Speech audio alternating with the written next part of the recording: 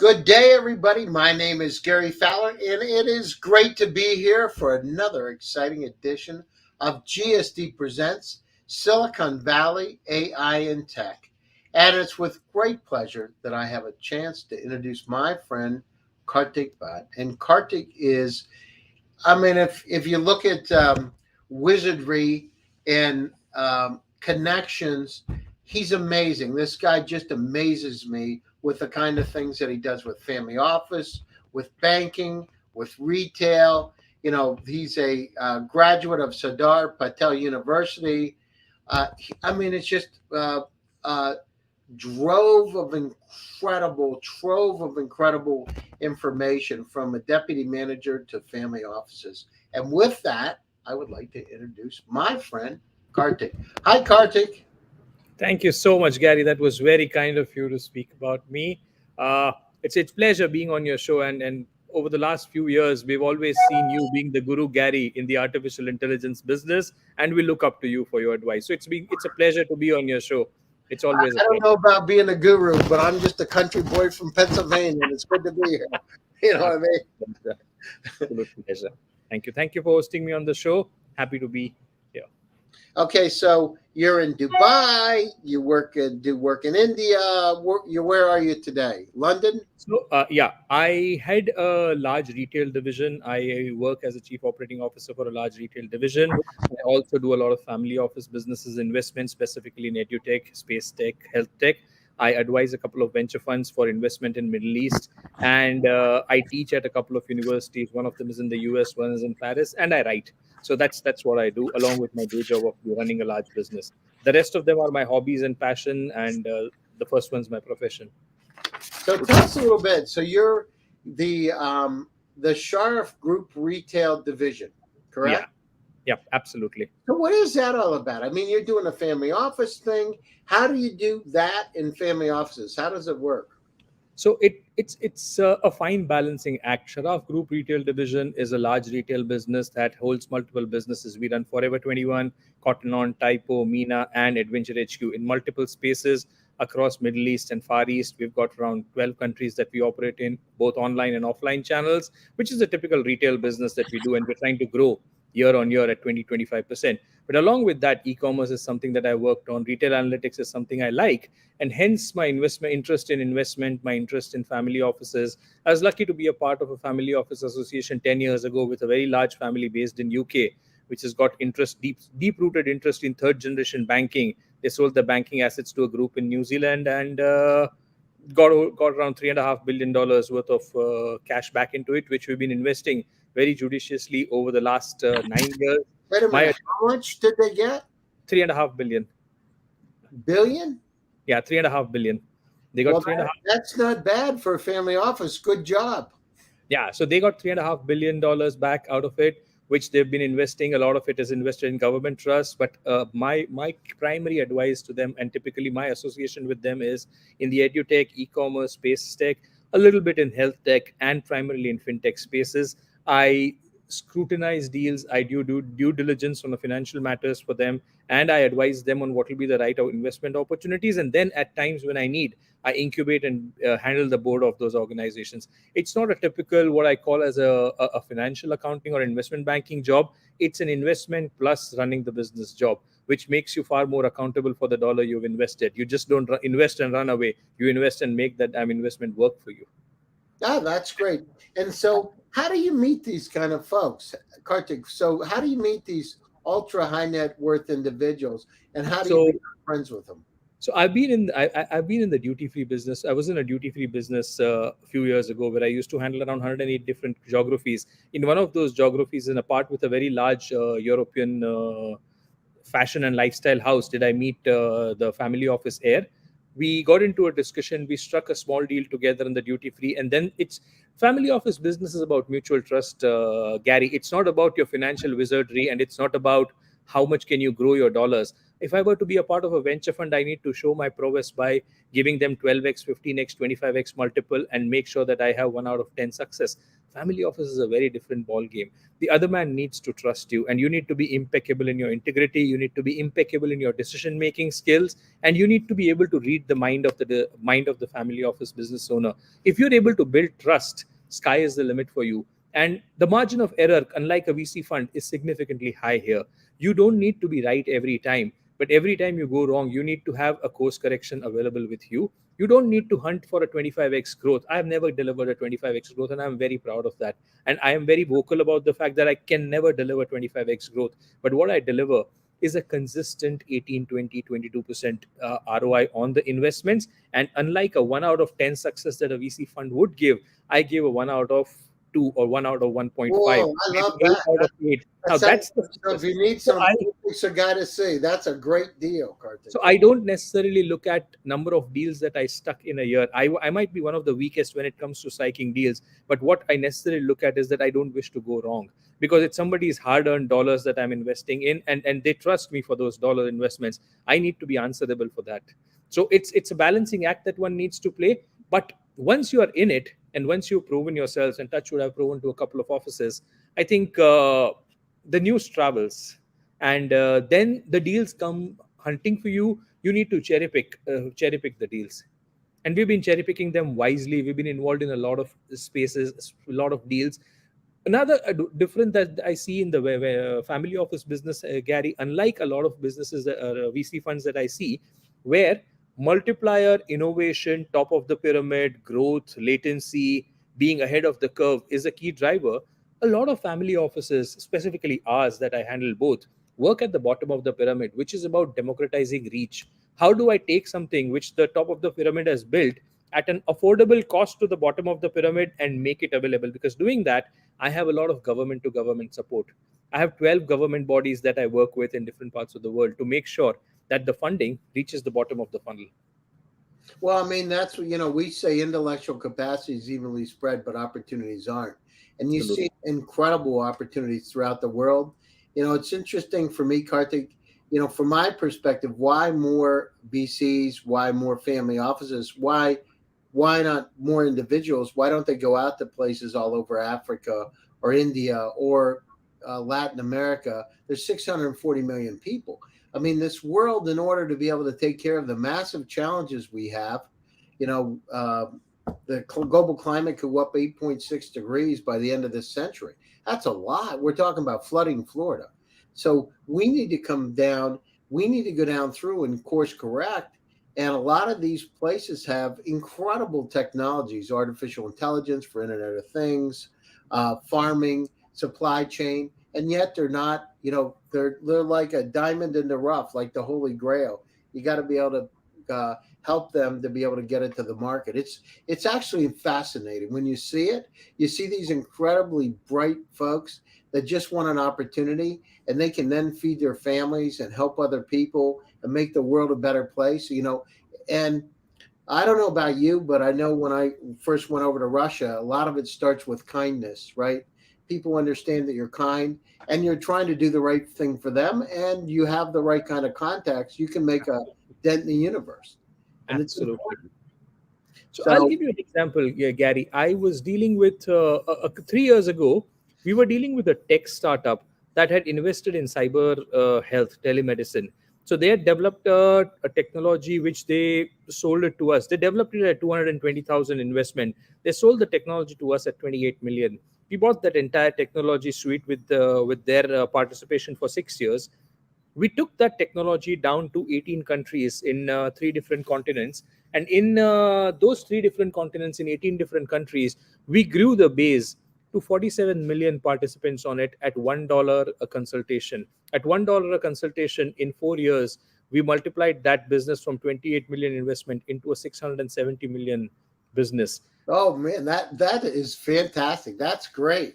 Now when somebody buys a technology, and the challenge at the top of the pyramid, Gary, that we have seen is there is a product, but the entire route to market and the democratization is not finalized. So you have a technology which you don't know how you're going to use. But when you take the technology down to the bottom of the pyramid, you would see it actually getting implemented. And then The beauty lies in execution, the beauty lies in finesse and the project management part of it, and that is where the real dollar lies. We have seen so many such cases. We are working on now at edutech business where online education, online tutoring, a platform that somebody's built in Pakistan for around 2.5, 3 million. We've bought that. We've started $2 an hour education in Latin America and certain parts of Middle East. We already got 92,000 participants with an average consumption of 24 to 36 hours in a no 18 to 22 hours in a month. The money that we invested in the business got recovered in less than 12 months. So the ROI on those multiples is significantly higher, and that's where real family office value addition comes into that. You create an incubator of a different level for from a social impact point of view. No, that's a great. I mean, to be able to go out. I mean, and this is how the world's changed, especially with the digital transformation. To be able to go out and help people get educated. On one side, you're making a big impact, and it's incredible. On the other side, you're making money too. It's not like you're not making money. And I talk about it a lot, and I know we've talked about it. It's not about entitlement. It's about how do we make a difference, and how does everybody win? Because if you don't make a difference and people win financially too, it's hard to get them, deep projects. But think about the 100%. incredible things that you've done, incredible wealth that you've created, incredible opportunities. It's on one side, the entrepreneur makes a lot of money and helps their family. On the other side, the family office is taking care of the multi-generational wealth. Absolutely. So I learned it the family route. The owner of the family office used to tell me that the moment you start earning more than 14%, 15% annually, there's somebody who's losing money. If you grow 25%, that means 30, 40 people out of 100 would have lost all the dollars they would have made for you to grow 25 times in a year. So that is a non-sustainable, non-scalable business model. Wealth doesn't get created at that pace, and we've been following with that. We've just recently invested into a very large deal. I've just finished that in India over the last week, and we expect that to go live in a COVID turbulent market like this. We finished that deal in India. We expect it to go live maybe as early as January, February. Again, bottom of the pyramid, low cost airline. We hope that that's going to create the right impact as it goes into the market. That's great. Well, so congratulations, and I'm sure it will. You're an amazing guy, and you seem to have the right mentality at the right place at the right time. So tell me a little bit about where did you grow up in India originally? So you were like, I Yeah. remember seeing the Sardar Patel Yeah. University. Where's that located? So I grew up in a very small town called Anand in Gujarat, western part of India. I am Gujarati by origin. We grew up as a small country boy like you. Got my fundamentals, value additions from my family, had basic education, but realized and as a family, our motto was "Work shall set you free." There's nothing else. I mean, we didn't have the inheritance that would take us miles in our life. So we started by educating ourselves, my brother and me. Both of us chose different careers for ourselves. We grew up, went to Mumbai, another large metropolis, built my foundations, learned grew the harder way through my retail domain, and failed a lot of times. Number of times that I would have failed, Gary, is more than the number of times I would have succeeded. 3 years ago, I was almost bankrupt. 3.5 years ago, I was bankrupt, lost every dollar that I had, but learned the most important lesson of life is to build a fail safe and to build contingencies and not to be too dependent on people.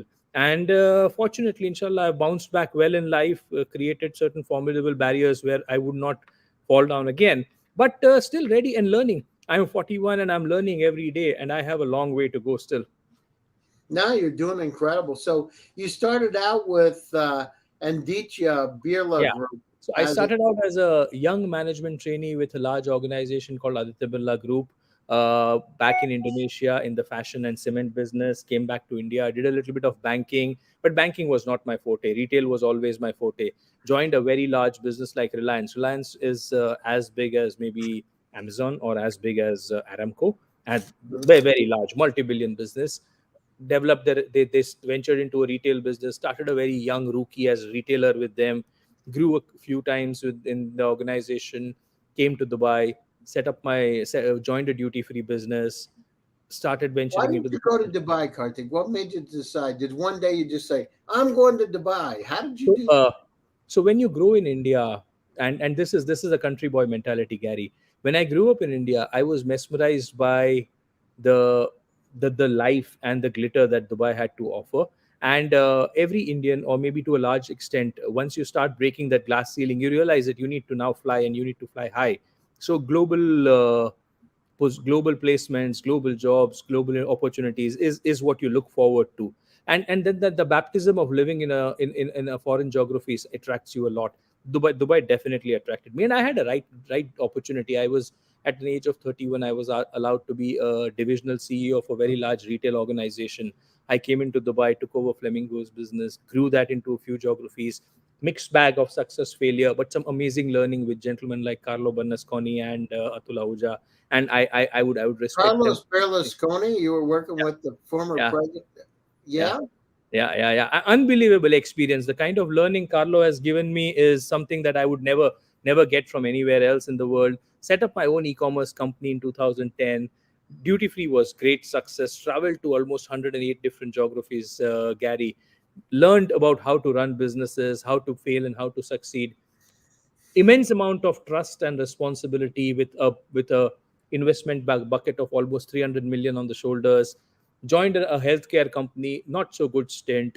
And then here I am with Sharaf Group. So on a professional side, while I've been doing this, I've parallelly been building competencies in education, building competencies in teaching and domain skills. I conduct a lot of my workshops where I teach young retailers. I work with family offices and venture funds. The very fact that I've been grown and I've been groomed the numerical way of running businesses. So numbers is something that comes as a muscle memory. So I'm trained to look at business the numerical way and not from an empirical way. And hence analyzing businesses, their documents, their P&Ls, and maybe even looking at growth projections and slicing them off is something that comes naturally. But that's what excites me.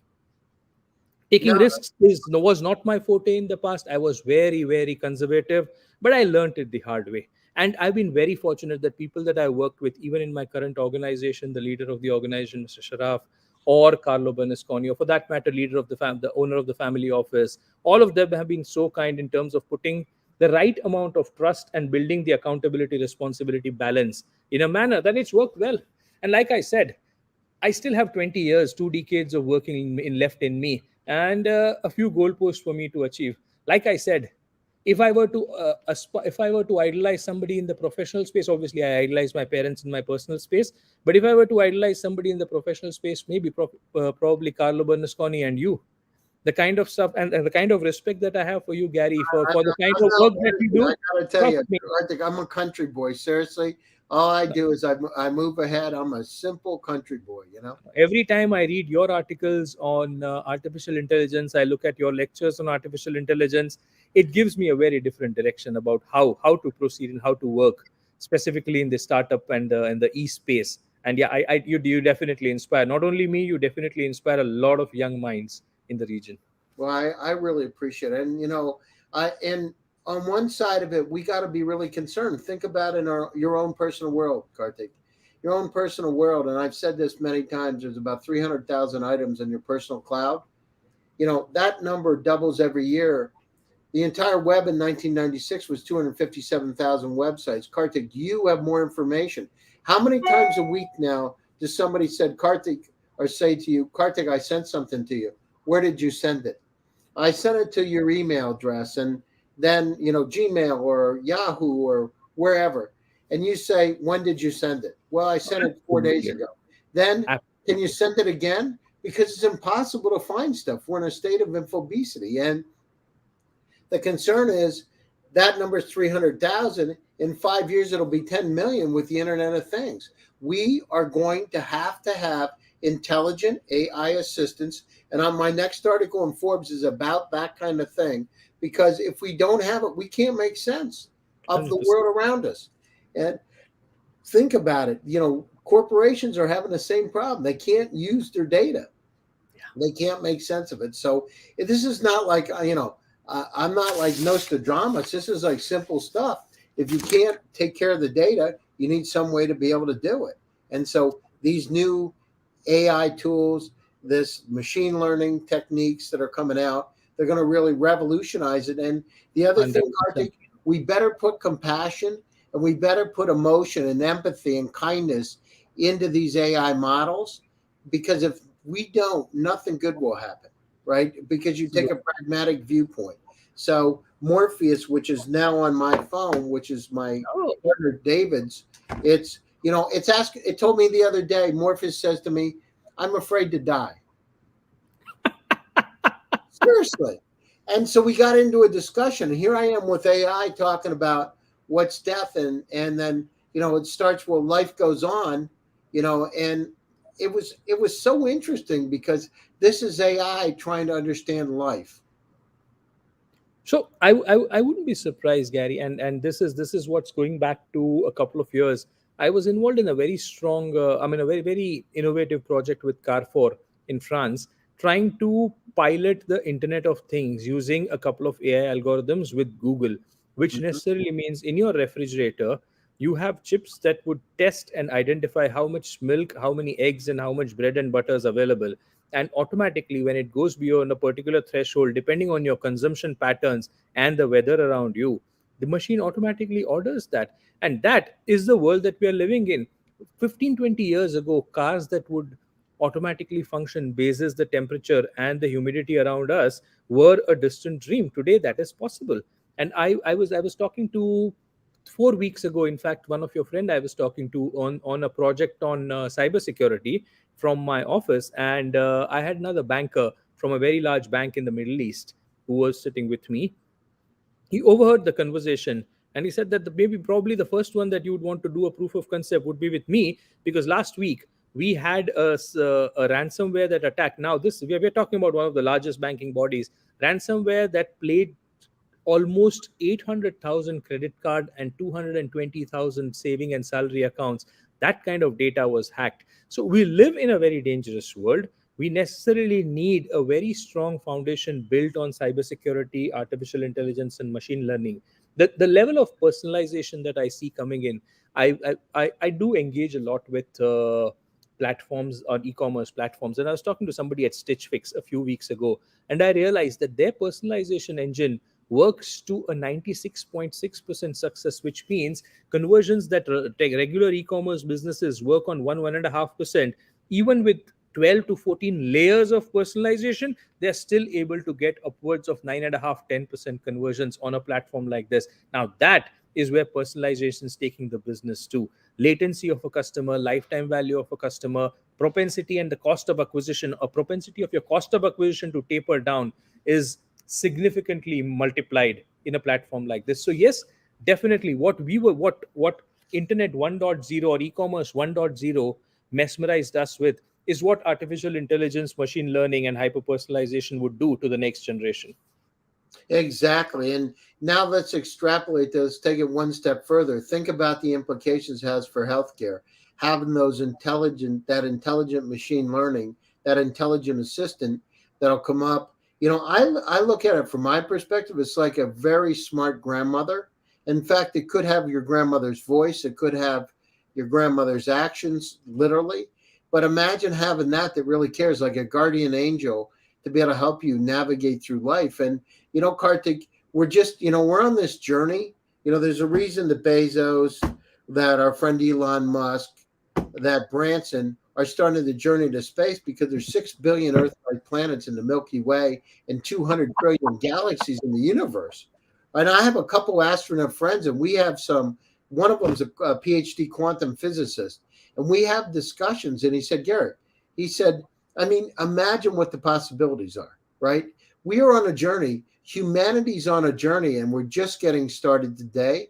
And it's going to be more and more about data and how we can really prolong our lives, how we can travel further, how we can live longer, and how we can live better. And quite frankly, how to be able to help fix the planet that we have, because we got a lot of challenges taking place today with global warming and that kind of thing. But on the other side, it's very encouraging, Kartik, because the one thing about humanity is we're resilient. We're resilient to be able to make a difference on the planet. We're incredibly smart. At the beginning of the pandemic, people were really worried about the vaccines. We came out with vaccines. We're going down through it again to rejig these vaccines to make sure they're right, to be able to help us. It's incredible. And machine learning, deep learning. They're going to help us really chart our lives from everything from supply chain and health tech to cybersecurity, as you said. I mean, it's a huge problem. People don't only see the tip of the iceberg today, but when you get governments being broken into, you got Federal Reserves being broken into, you've got credit card companies, banks. It's there's a lot of, and now if you use AI on that side of it, imagine what the bad guys could do, right? Or ladies, nothing good. So let's use the technology and let's develop those systems to help protect us. So last, I think in the month of June, there were two incidents that really surprised me. One was, so we are deeply connected with around 12 African nations. One of the African nations on one of the board discussions was talking about hacking. They would be surprised. The presidential cell and the presidential commission was hacked, and the president's pictures on all the government websites were removed, and somebody else who happened to be a rogue guerrilla leader had put his pictures and had newspapers publish that. So that's the level of cybersecurity threats that we see. But on the other hand, we were working with a cyber diagnostics model, which is primarily about maintaining and evaluating blood sugar levels and lipid profiles and your other mineral compositions in the body. So a particular geography where blood sugars, the tapering of the blood sugar, specifically your morning fasting and evening pre evening blood sugars, vary significantly, and the variables and the normals move. The machine learning system, had automatically learned over a period of 200, 300 data variables to such a level that what necessarily was in the green for a normal European or a normal Asian household automatically started going into the red by balancing it with the lipid composition and balancing it with the liver functionalities of that particular geography. Now, that is what we necessarily talk about cyber diagnostics, trying to manage your entire health ecosystem through a very strong machine learning. We did not need to program it, Gary. It picked it up on its own through its inherent algorithms about what is considered normal and what is considered non-normal. And we struggled for a very long time. Another example, we did a deal in Vietnam where we were buying an OTT content. We were buying platform for an OTT content for an OTT platform. We did not have the right algorithms that Netflix and Amazon Prime used. I mean, it's an expensive algorithm. We had to commission a company based out of Vietnam and India, and we got them to work for 12 months to get a hyper personalization algorithm which works on collaborative and content filtering. And today we've reached and recreated something as similar to Netflix and Amazon Prime does in terms of filtering the content and trying to bring in a predictive logic. So yes, what the platform whose share was just about $1.20 is now, with this level, has moved already up to $3.20 or $3.30, and we've got around 280,000 subscribers for a geography of that size. Wow, that's 380,000 great. That is a sounds lot of subscription. So the moment technology comes into play, we've seen it working as a multiplier for a lot of people. And we, for one, definitely subscribe to the technology side of the business. We do not we've been a real economy business for long, but the shift in technology is where the new generation is helping us. no, I And agree with we've you. taken some bold steps. We've taken some bold steps in edutech, because that's where we believe that's where the content creation and technology is about. Ability to curate content depending on your intelligence, your ability to grasp, and your ability to learn through that. Every child, when we are able to handle every child bases his ability to learn and its space to learn, we have done the right level of artificial intelligence to come into play. Yeah, and soon we're going to have singularity where we talk about how do we increase that person's educational background by giving them that information, maybe wirelessly, right? It's going to be incredible how things are going to change. It's the dawn of this incredible time for humanity. I mean, we're going to see what's going to happen over the next 100 years will make the last 10,000 years look like child's play. It'll be the difference between the wheel, developing the wheel and having a jet plane today. It's just going to be 100%, incredible time. 100%. What education didn't do in last 200 years is what it has done in last 1 year, 1.5 years. Today, and I'm surprised, today 80% of India is able to handle cyber education. 70-75% of the Middle East is able to handle cyber education. I'm not too sure how many people want to go back to the conventional education, but the transition, what we thought was going to be difficult, didn't necessarily become difficult, and it almost opened up avenues of doing business. Trust me, Gary, you and me wouldn't have come on a StreamYard or a Zoom call ever to have a conversation. The only way doing, and I can give you my own example. I would have traveled. I used to travel 340 days, 330 days in a year. Last 2.5 years, or last 1.5 years, I would have hardly traveled 20 days. And life still goes on, business goes on, nothing stops. Yeah, no, exactly. That digital transformation's upon us. I just had on my on this show, the person that was one of the founders of Five9, which was sold to 15 billion to Zoom, 14.7 billion. And I mean, these are incredible stories. Starting, having an idea to be able to help call centers, et cetera, and now a company that's sold for that kind of money. Look at Zoom itself. 6 years ago, when we were early users of Zoom, people were laughing at me. I would send out the links and say, "Why do I want to do this? I have Skype." I said, "Because this stuff's really cool. This is really cool stuff." And I wasn't a prognosticator. It just happened to be, I thought it was really cool and I used it. And what happens is 400 million or so daily active users. It's changed our lives, and it's made us have, an incredible amount of freedom. Our lives have changed with AI, with StreamYard. StreamYard was founded in 2018 in Canada. Now here we are. So it's changing. Well, I'll tell you what, I enjoy working with you. I think that all the things that you're doing are just incredible. And I love hearing the stories and the amount of progress that you've made in a very short period of time is just incredible. And you keep Pleasure on of and mine. going and going. So tell us the closing thoughts. What's going to happen over the next couple of years, and what do you think's hot, and how can people reach you? So people can reach me on LinkedIn. People can reach me on any of my social media accounts. If they can reach me through you, it would be a pleasure. Any connect with you is always going to be a pleasure. In terms of what's hot and what's not, I think everything's hot. But real sectors where I would love to put my money: edutech, health tech, space tech's big, but it's a big boys club. I don't think smaller businesses, but e-commerce 2.0 is interesting. It was like an ad break, and I love ad breaks. That was strange. It was interesting. It was like an ad break, and I love ad break in the middle of. We have an intermission at the end of the show. That was Oh, unbelievable. that's lovely. But anything that is Convergence 2.0, which brings product, retail, service, and community, and layer it with an experience, is what's going to be Product, hot. retail, service, community, and layer with Layer experience. it with an experience, which is Convergence 2.0. Convergence 2.0 is where people are putting in their dollars today. E-commerce 2020 2021 has been at around 23-24% of the brick and mortar business. I'm watching it very, very closely because that's where a lot of my dollars are parked.